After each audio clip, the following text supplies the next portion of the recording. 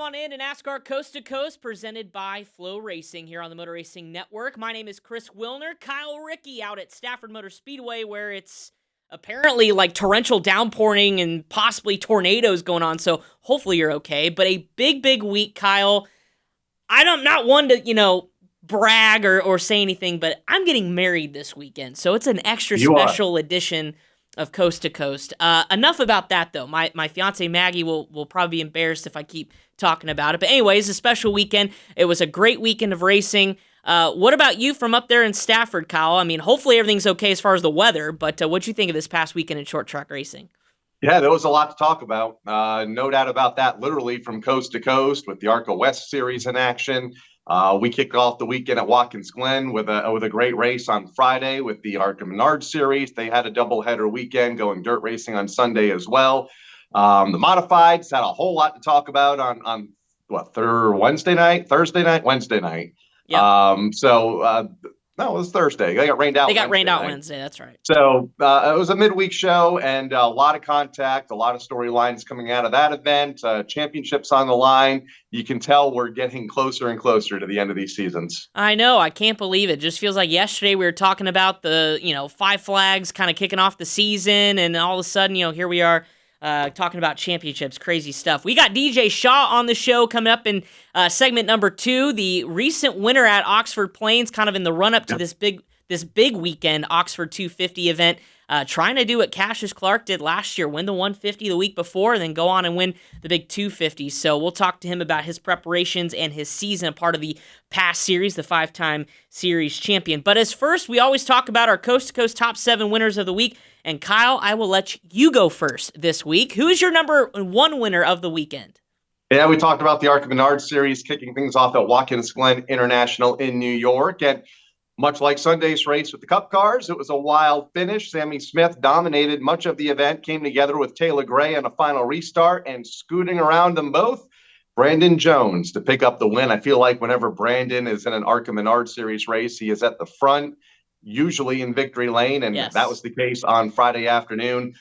Great win there for Brandon in the General Tire Delivers 200 at Watkins Glen International in New York for the ARCA Menard Series. You mentioned it. He's good every time he's in it. 3rd win in 4 starts, so that's a pretty good batting average if you're Brandon Jones in the ARCA Series. They're up next on August 28th. Is coming up Sunday at the Milwaukee Mile. My number 2 winner for our Coast to Coast Top 7, we're going to keep it with the ARCA Menard Series family because they had a whale of a time going from Watkins Glen all the way to Illinois in the Springfield Mile. A little bit of weather concerns on Sunday, but they got it in on the dirt for the first dirt race of the year, and it was Jesse Love winning the Atlas 100 flag to flag, but it came in an incredible crash at the end as Buddy Kofoid, his teammate, was tracking him down.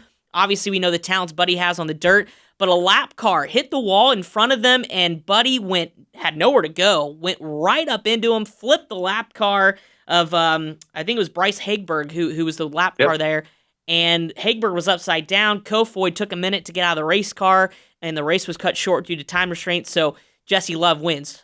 So a wild race at the end, but pretty cool for Jesse. I know he doesn't run full-time, but he's been itching to get an ARCA win. He finally gets one at Illinois. Pretty cool stuff.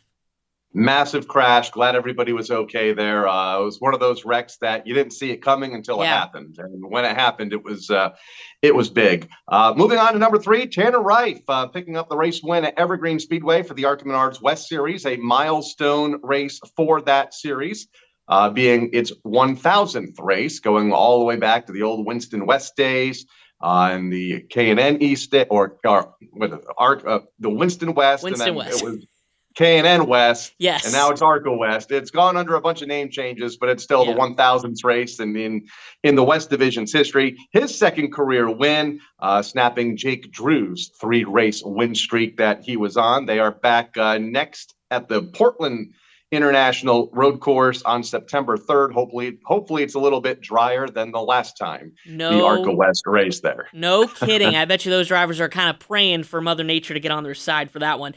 Coast to Coast top 4 of our top 7 winners. I'm going to go with Corey Heim because we talked about Brandon Jones being good, and every time he gets in the ARCA Menard Series, where Corey Heim's good no matter what race car he gets in, even up here at Millbridge in the Dirt Micro Sprint. But Corey Heim is the latest Donnie Wilson Motorsports winner in the late models, winning the Georgia Summer Nationals Invitationals for the Southern Super Series. That championship battle is going down to the wire as Corey Hine joins William Byron, Sammy Smith, William Sawalich, all winners for Donnie Wilson this year. Drama there in the points, though, as Hunter Robbins is second. You got Bubba Pollard, Hunter Robbins took the points lead for Bubba Pollard, who is second. But there's a mere probably, I think, 12 points or so. I'll have to double check the math because they were updating it. But either way, it's going to go down to the championship finale on September 24th at Five Flags. I cannot wait to see which one of those two superstars take the title.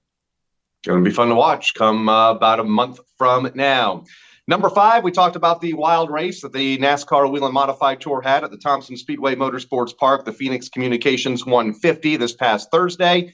I was able to watch it from the hotel at Watkins Glen, thanks to Flow Racing. Craig Lutz picking up his first win of the season, and his first in a couple of seasons. His last came at Thompson in October of 2020. But let's talk about all the contact for a moment during that race. First off, points leaders Ronnie Silk, John McKennedy, they came together in turn number 2 while battling up front. Both suffered damage and finished deeper in the pack. And then Jimmy Blewett and Doug Coby. And keep in mind, Coby has been driving that car that Jimmy drove for Tommy Baldwin on Thursday night. So they were kind of teammates. Coby was in his own car this past Thursday. They crashed together, and Tommy had to have a chat with the both of them, both very frustrated in their post-race interviews. It was fun to watch. Their next event coming up at the Langley Speedway this weekend, 5 races to go. McKennedy now the points leader by 4 over Ronnie Silk, and Justin Bonsignor continues to close in now, just 25 points back in third. I was about to say, if you're Ronnie Silk or McKennedy, you had an opportunity to distance yourselves, but you let the door still stay open for Justin Bonsignor. That'll be fun to watch at Langley coming up on Saturday. Coast to Coast Top 7, number 6 winner of the week. I'm going to go with the driver who didn't win the race, but he won a 12th championship. Record for Tim Brown at Bowman Gray Stadium, an absolute packed house. I think they had 15,000 people up at Winston-Salem this past weekend. You could see the action. I watched the ending on Flow Racing. What an emotional win. You know, we had Tim Brown on the show, earlier this year, and I remember we talked about what would be like if you won a 12th championship. He said, my kids weren't there for the last one. I haven't had, my kids weren't with me the last time I've won a championship. So his whole family was in victory lane. Tears were pouring down his face. What a race. It was cool, though, for the Burt Myers, and I think Jason Myers and Burt Myers finished 1-2, which was cool. But, for Tim Brown, a 12th championship, certainly deserving to be on our Coast to Coast Top 7 winners at number 6. All right, Kyle, wrapping it up with number 7. Who do you got? Go dirt racing with the NASCAR Pinty Series a week ago as they debuted another midweek event at the Ohsweken Speedway last Tuesday. Stuart Friesen had a great back-and-forth battle, the NASCAR Camping World Truck Series competitor with Trayton Lapsevich, but it was Lapsevich getting the best of Friesen on a green-white checkered finish. But it looked like Stewart was going to get him coming to the white flag. He took the lead, led the white flag lap, but Trayton got him back, crossed him over, and was able to pick up the win. Always fun. I say it every time we talk about this division. Always fun to watch the NASCAR 50 Series, whether they're racing on a short asphalt track, a street course, a road course, or now on dirt tracks. And it was another great race this past Tuesday. They are getting down to it as well. Just a couple of races left on the NASCAR Pinty's calendar. I believe just 3 races to go for that series. Buckle up. Pinty's is going to go down to the wire, I have a feeling. Congratulations to our Coast to Coast Top 7 winners of the week. Of course, we also have our shout-outs, our honorable mentions. Kyle, I've got 2. Real quick, how about Rafael Lessard, the former KBM Truck Series driver who runs pretty much everywhere across the North America hemisphere here. He runs Pinty Series. Picked up his first ACT Tour win out at Autodrome Montmagny in Quebec, a 200-lapper, and he was pretty emotional about that too, feeling like he's been so close to victories across many different series. Finally took a checkered flag, so Rafael Lessard can breathe a little bit easier getting a checkered flag this weekend. And Woody Pitcat caught the end of this race on Flow on Friday night from your home, right where you are at Stafford Motor Speedway. A thrilling battle with Ryan Preece, a late entry to run up at Stafford this past Friday, and the Lincoln Tech Open 80 for the modifieds. And how about that finish with Woody taking home the win over Ryan Preece? Preece was a little upset, but he said, you know what, if I'm going to lose anybody, Woody is certainly one of the legends up there at Stafford. What a fun race to watch. So those are my 2 honorable mentions. What about you? It was It was a great event. Teddy Hodgson was up there as Yeah. well. Good crowd. I think 31 cars took the green flag. So, yeah, it was going to be Woody for me, but since you stole my thunder, which is fine, I'm going to go with the management team at the Thompson Speedway Motorsports Park, recently announcing an update to their World Series schedule coming up later this month, and it affects the NASCAR Wheel and Modified Tour race there, which was going to be initially on Saturday night as the headline event of day 2 for the World Series. They have flip-flopped that event with what was going to be their open modified Thompson 300 on Sunday. However, it's not going to be 300 laps anymore. The open modified race will now be the headline event on Saturday night. There will be 100 laps. The NASCAR Wheel and Modified Tour will now be the headline event on Sunday, which has been usual the last several decades.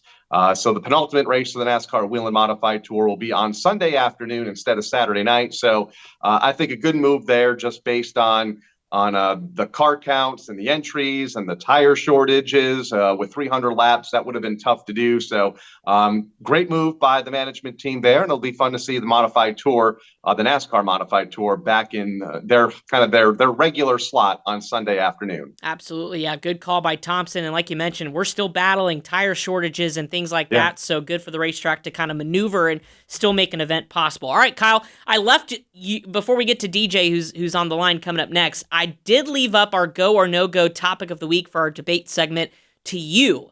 Typically, I've kind of had them ready to go. So pressure's on. What caught your eye this week that you want to talk about? Oh boy, a lot caught my eye, but you suggested the Watkins Glen finish, so Sure. we can go. It was a hot topic this weekend.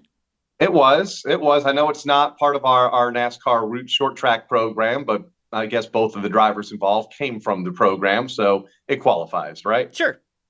Technicality, we'll qualify it. So the restart with 5 laps to go. Yep. Kyle Larson drove it in there and came out on top with the lead. I say go. I say there was nothing wrong with it. I say it was the perfect pass. Chase Elliott finished the race. Granted, it wasn't second. He finished 4th. But I know there's been a lot of conversation about the finish on various media outlets over the last 48 hours since the checkered flag. And I'm not quite sure why. But good for Kyle Larson to pick up that win, and he did what he had to do. Yeah, he said that in the post race, he did what he had to do. Now, I know we disagreed last time, but this topic, it's an easy one for me. It's a go as well. I'm going to no-go, though, what Chase Elliott said post-race, especially on the TV broadcast. I understand that Hendrick Motorsports is an organization of the utmost professionalism. I understand that Chase Elliott probably at this point is thinking, I don't need to start any fires or create any division. Obviously, we saw him talk with Mr. H as well as Jeff Gordon after the race. But it's okay to be mad. It's okay to say, I didn't appreciate that. It's okay, but to just kind of say, congratulations, Kyle, well-deserved, whatever. That's awesome. I'm all for sportsmanship, but I feel like in that scenario, when you just got beat for a win, that yes, both of you are locked in the playoffs. Both of you are in pretty good position when we get to Bristol. But at the same time, it's all right to be upset and show your frustrations and show your emotions. There's just a way to do that without coming off, a certain way. So I'll go with the move because absolutely I think Chase Elliott would have done the exact same thing, although maybe he will admit it or not. But I'm going to no-go on Chase Elliott. Show me some emotion. Get in there. We're going to Daytona for the regular season finale this weekend, so I need something. So we'll leave it at that. All right. I'm going to no-go what Kyle Larson said at the tire test at Martinsville Speedway this week when asked, how the Monday morning meeting went and, if he's still okay with what he did. And now you mentioned the professionalism at Hendrick Motorsports. I think that got into his head a little bit because he said, well, maybe I should think of the company a little more. That's right. So he backtracked. Like that. Yeah. I don't like that. This isn't Formula One. Get in there, do what you got to do. And do what you have to do to get to victory lane. If that includes not wrecking a teammate, but moving a teammate. And you know what? Only his second win of the year. He didn't dump them. Both got a top 5 finish. Mr. H gets another trophy for the shop. May be mad for a couple days, but I bet you this will blow over and everything's fine. But you're right. Kyle Larson saying that. Now I wonder if it's in Kyle's head. What if he and Chase are battling for a championship at Phoenix? And he has this opportunity. You think he's going to do the same thing? I think so, but I wonder if that's going to be in the back of his mind. We'll have to see what happens the rest of this year. All right, that was good. That was a good one, Kyle. I appreciate that. Well, I know we've had a lot of these late race dump and runs and things like that, but that was a good one. I certainly appreciate it. All right, race fans, we got DJ Shaw on the line coming up on the flip side of the break here on NASCAR Coast to Coast presented by Flow Racing. The big 150 winner out at Oxford Plains this past weekend as we gear up for the Oxford 250 coming up on Sunday. That's coming up next on NASCAR Coast to Coast presented by Flow Racing.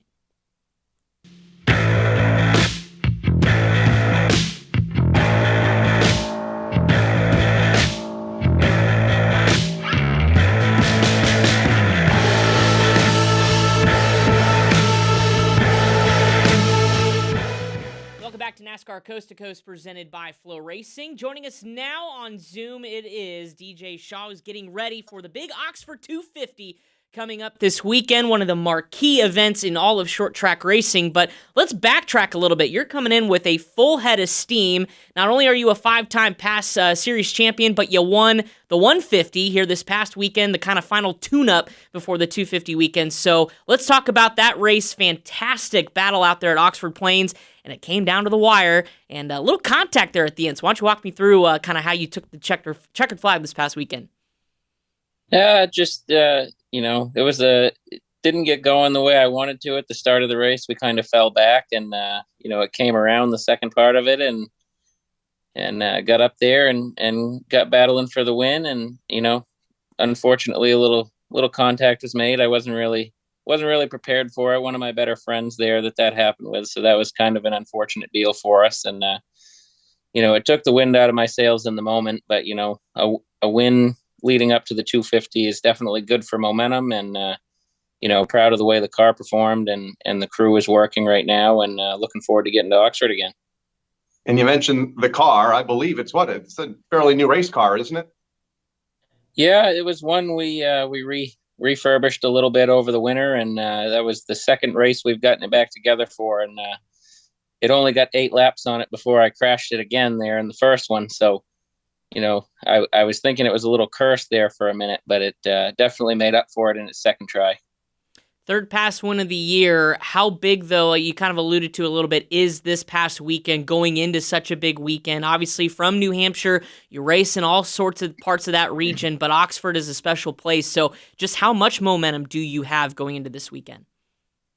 Well, it's always good to win there, especially leading up to the 250, but it's such a hard place to get a hold of. It really doesn't guarantee you anything. The way, it's one of the most temperamental, weather sensitive places you could ever go to. It's it's definitely a challenge, and it's going to change Friday, Saturday, and Sunday. So we're just gonna, hopefully we have a good baseline, and we can make just tweaks and try to keep up with it. That kind of goes in line with my next question is, do you prep for this weekend any differently? Say, do you prep for it differently than how you prepped last weekend for the 150? Not really. It just, the place is so unique. It kind of, you don't know till you get there. So you just go with the same deal, and, you hope you're close. And if you can be close and have a shot at the end, that's the goal. And, you got to get in the show. So that'll be the first thing on the checklist, and then, try to be there at the end from then. Believe this is the 49th annual Oxford 250, so coming up on 50 years of this, marquee event. For those race fans watching this program that, not up from that area, or maybe you're new to short track racing and want to know what to expect and what this event means, how would you put it into words as someone who's grown up in the region and obviously, paid attention and now taken part in it the last few years? It's definitely a big deal. It's the biggest short track race in New England, in my opinion. And, I think a lot of people feel that way in this type of racing. And, technically it's a 1-day show. Everything happens on Sunday, the qualifying, there's practice, beforehand, heat races from a blind draw. There's no other marquee super late model event in the country like it. And, definitely makes it stand out. So what would a win in this marquee event mean for you and your family that's been so synonymous with full-bodied racing for decades here in New England? It would be huge, really. I get that question every year, and hopefully one year I get to stop answering it, because all the Shaws that have attempted have got a top three in the deal, but none of us have ever won. So, between me, my dad, and my cousin, we've all been close and just never could seal the deal. So hopefully we can change that this year. Well, I don't know if you're superstitious or believe in kind of omens or things like that, but last year, Cassius Clark did what you did this year and win the 150 going into 250 weekend. He turned that into the big 250 win. Do you feel like that you can replicate that? Do you kind of believe in that kind of good omen? Well, that's the first thing I said when we came away from that was the pressure's on because, last year the guy that won this race went on to win the next one too. So, I can only hope to put it together the way he did. And, to come in and do what he did last year was he only ran those two races and he won both of them. So, in pass at least. And just, to be able to do that is incredible. And hopefully we can pull off those same two wins. You mentioned your dad, Dale, a moment ago, who has found so much success for many decades up in New England in the old Busch North Series. You have seen the transformation of full-body touring racing in New England with NASCAR pulling out, ACT, PASS becoming the primary touring bodies. We talk about this here in Southern New England with modified drivers and the health of modified racing. Up in Northern New England, are you happy with the health of full-body touring racing right now at this part of the country? It seems to be growing, in recent years, it seems like, the modifieds kind of grew a little bit and, we were soon to follow suit. So I think, from the business standpoint, we've never been as busy as a chassis shop, and that's always a good problem to have. And it just seems like, car counts, American Canadian Tour, everywhere the car counts seem to be up, and past we have some tracks stronger than others, but Oxford is always healthy, and I don't think we've had less than 30 cars at an Oxford race yet this year. So it definitely is strong, and hopefully it just keeps building stronger and stronger as the years go on. It's been a strong year throughout. How would you assess your 2022 season? I can't believe we're already toward the end of the month of August already. A lot of championships coming up as we get into September and October. So where are you guys at as far as just your season, and what does after the 250 look like for you for the remainder of the year?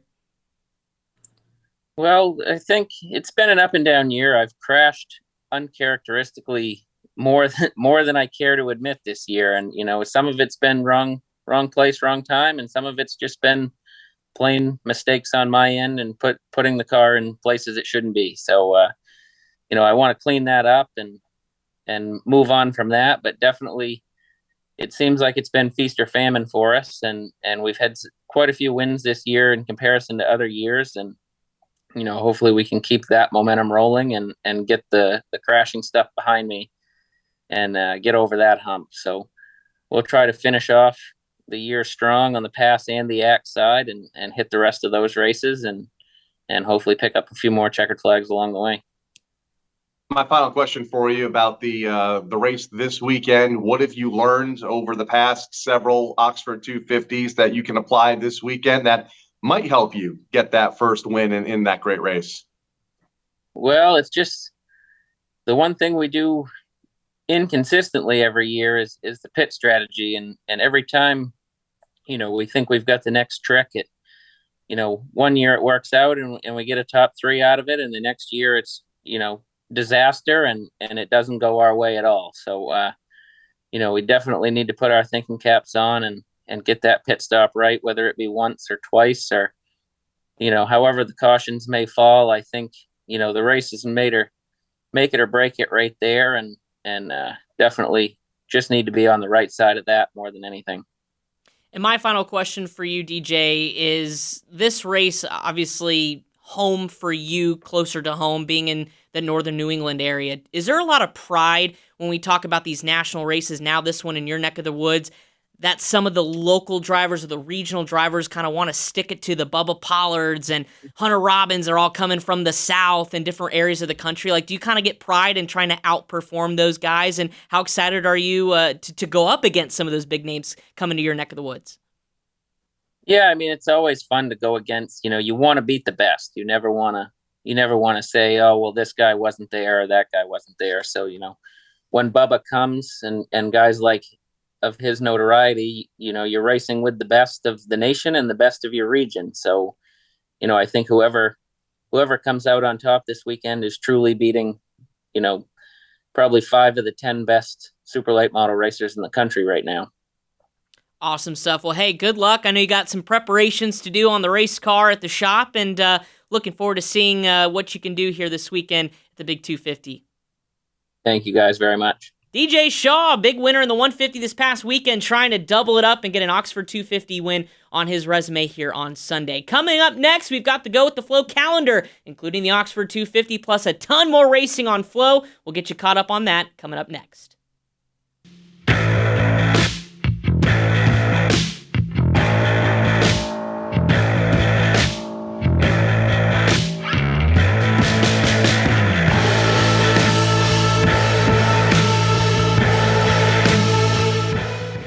NASCAR Coast to Coast presented by Flow Racing. Just talked to DJ Shaw as he gets set for the Oxford 250. And Kyle, I think history may repeat itself. I think the mojo is there for DJ, one of the local racers, going to stick it to Bubba Pollard and all these big names coming in. And I think he'll pull what Cassius Clark did and go win the 250. What do you think? Yeah, a week after winning the 150, that trend is certainly there, or could be there, if he gets the win on Sunday. He talked about the positive momentum that's on his side right now, and obviously, there's going to be a different field this weekend. A lot of big names from across the country. He mentioned a bunch of them when we talked to him a few moments ago. So going to be an interesting race. Trying to make the race will be interesting. I think it could be his race to lose come Sunday afternoon with all the good on his side right now. Appreciate DJ for joining us as we go on to a couple news and notes before we get to our Go With The Flow calendar.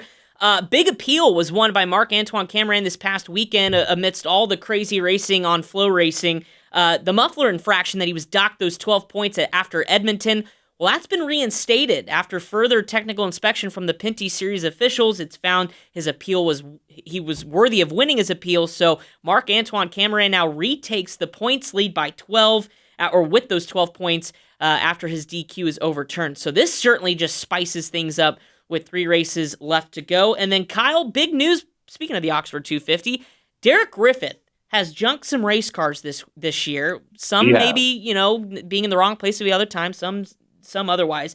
But he was possibly going to miss the Oxford 250 this weekend until our good friend Kate Ray, who we had on the show here earlier this year, said, you could take my ride. So Derek Griffith's going to run Kate Ray's late model in this weekend's Oxford 250. And that's not all. A big block super modified debut for Derek this weekend as well in the New England Super Modified Series before the 250. That's pretty cool. Sportsmanship, offering up a ride.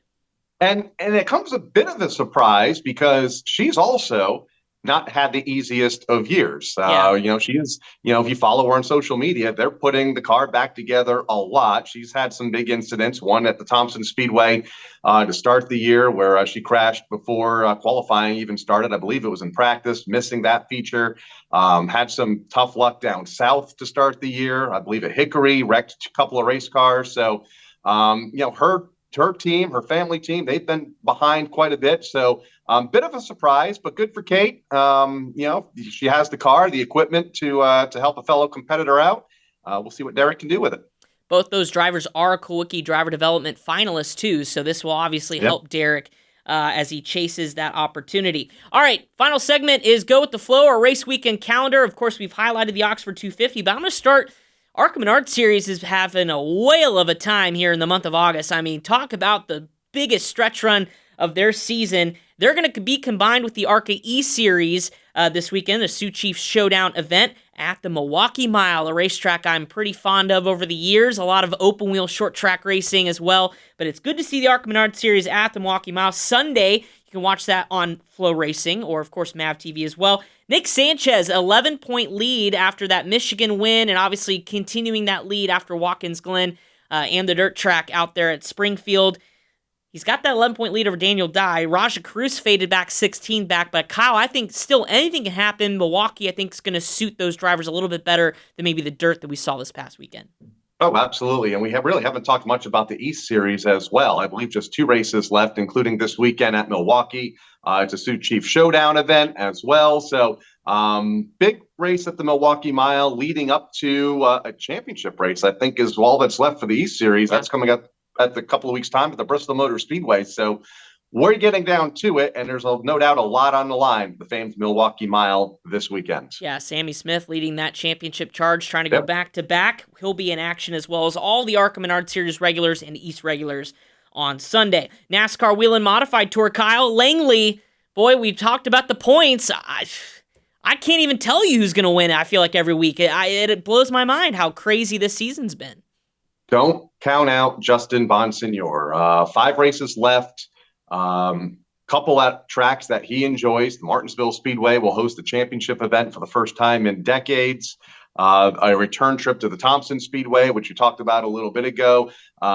He's always runs well there. So don't count out Justin. If he can gain 5 points a race Sure. on those guys in front of him on an average, he can very easily take yet another championship. So, but it'll be fun to see how Ron Silk and John McKennedy race each other these next couple of weeks after the incident at Thompson, and maybe it's that allows Justin back into this title fight. Absolutely. Saturday night on Flow, the place to be. NASCAR Pinty Series, we just talked about Marc-Antoine Cameron getting the points lead back after winning an appeal. Kyle, they go to Quebec City for Circuit ICAR. Am I saying that correctly? You are. Circuit ICAR, Mirabel, Quebec. Going to be a good race. Like we mentioned a little bit ago, down to it, 3 races to go. The championship picture looking a little bit different after the penalty was reinstated for Marc-Antoine Cameron following the dirt race last Tuesday. So DJ Kennington, Alex Tagliani, all contenders for this year's championship as well. So it'll be interesting. I believe they have an event at Canadian Tire Motorsports Park, I believe, left on the schedule. And I forget where the last one is. I don't think it's not Sunset Speedway, No, but and it's on the tip of my tongue. But you know what? We'll let you know. Yeah, we will. Stay tuned. Stay tuned. Yeah, 3 races to go. The next one's this weekend at Circuit ICAR. Yeah. Oh, it should be a fun time. Always good to see them, especially this year on Flow. For a lot of us new fans like myself this year to really following the Pinty Series, it's been fun to watch. Race fans, it'll be happening when we record this episode next week. Racetrack Revival is back at North Wilkesboro, and I think this one a lot of people have circled on their calendars. Dale Earnhardt Jr. going to be taking part in the Cars Late Model Stock Tour event. You also have limited late models, and I believe street stocks there as well. We had Landon Huffman on the show last week. He'll be a part of the limited series, announcing the deal with Dale Jr.'s company. High Rock is going to sponsor his, High Rock Vodka is going to sponsor his efforts. So a huge week, Tuesday and Wednesday next week. That is the 30th and 31st. Kyle, Dale Jr. has been pretty much the focal point of this Racetrack Revival. He's been a big person in terms of not only the support for it, but actually being there on the ground, hands on deck, trying to get this thing turned around. How cool would it be to watch him wheel a race car around North Wilkesboro? Oh, absolutely. And I'm sure this has been his dream for years. Obviously, his dad found success there at the North Wilkesboro Speedway back when the old Winston Cup Series raced there prior to the 1996 season. It started about, a year ago when he and Matt Dillner went out there to clean the place up a little bit, brought a camera crew, got a lot of interest back at North Wilkesboro Speedway, and he was able behind the scenes to help put this month together, this initial month, because then they're going to tear up the asphalt and go dirt racing in October. I anticipate, I hope, the crowd is what we saw for the first couple of weekends of this Racetrack Revival. We saw the front stretch full for the modifieds and then the late models the last couple of weeks, and I hope that trend continues, and I'm sure it will, since Dale Jr. will be in the house next weekend. You bet your bottom dollar that those stands will be full, because, remember, he was the Grand Marshal at the Jack Ingram at Hickory, and that place was standing room only. So now that he's going to be driving, cannot wait for that. If I'm free, I hope I am, because I'm trying to plan on making that race, because who doesn't want to see Dale Jr. whip a late model around North Wilkesboro? All right, we talked about the Oxford 250. Obviously, huge race with DJ Shaw coming in as the recent winner at Oxford Plains. You talk about the 49 years, or this is the 49th year of history there. big names like Bubba Pollard are entered, as well as some of the local drivers like DJ, two-time champ Ben Rowe will actually be driving his father Mike's car this weekend on Sunday, which would be cool. But a point I want to make, too, is the night before, Bubba and Carson Hocevar, Camping World Truck Series driver, they're entered in the ACT race the night before. How cool is that to kind of elevate the night before schedule before we get to Sunday? And this is something I think we touched on a little bit a week ago. I like the way these promoters are making the night before so special. We've seen it at Thompson with the World Series. We've seen it at Indianapolis. I think it was the original night before the 500, and the Snowflake 100 at Five Flag Speedway the night before the Snowball Derby. These night before events are maybe not as big as the next day, but they're right there in the same ballpark. And this is going to be fun to see Carson Hocevar come back up north and go to bat with some of the best up there at Oxford Plains the night before. And it's going to be a great field of race cars with the American Canadian Tour. It certainly will. That'll be Saturday night, and really cool for Carson's going to run his girlfriend's family car. Peyton Lanfear is going through stage 4 Hodgkin's lymphoma cancer treatment. So certainly it's been an emotional year for them as they go through that, but she'll be cheering him on in the family car too, which will make that race extra special. And then tons of weekly racing, Kyle, as we wrap up the calendar on Flow. Starts with Friday, your home, Stafford Motor Speedway and Granby are in action. What else we got this weekend? Oh, God, we got Saturday, Riverhead. They're beginning to wind down their season on Long Island. Hickory, their playoffs back in competition. 3 races to go for the late models. Jennerstown Speedway, Jeff Striegel's track, Berlin on Saturday, Meridian. Plus you have all the sprint car stuff, the dirt modifieds and late models, midgets. A lot happening on Flow this week as we head, hard to believe, that next weekend is Labor Day weekend. Well, Signifies the end of a lot of seasons. It really is, which is crazy to think about, but especially in your neck of the woods where it gets colder a lot sooner. These championships are really starting to creep up, so should be fun to follow. Of course, like it has been all summer. It's a great time to be a race fan. Tons of racing going on. If you haven't done so already, Flow Racing, the place to be. Check it out. My weekend that I was home this weekend was chock full of racing. I had the computer going, the TV, the phone. It looked like a little mobile command station of racing, which was pretty fun to see as well. Kyle, next time we see each other, I'll be a married man. Your life is going to change this weekend, much like the winner of the Oxford 250.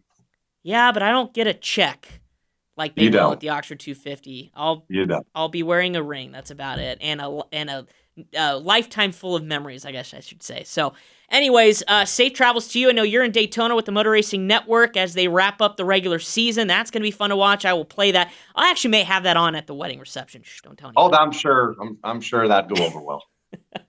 Well, for Kyle Rickey, my name is Chris Wilner. Thank you so much for tuning in on NASCAR Coast to Coast presented by Flow Racing. As always, we'll recap the week full of racing on next week's episode. In the meantime, enjoy the rest of your weekend.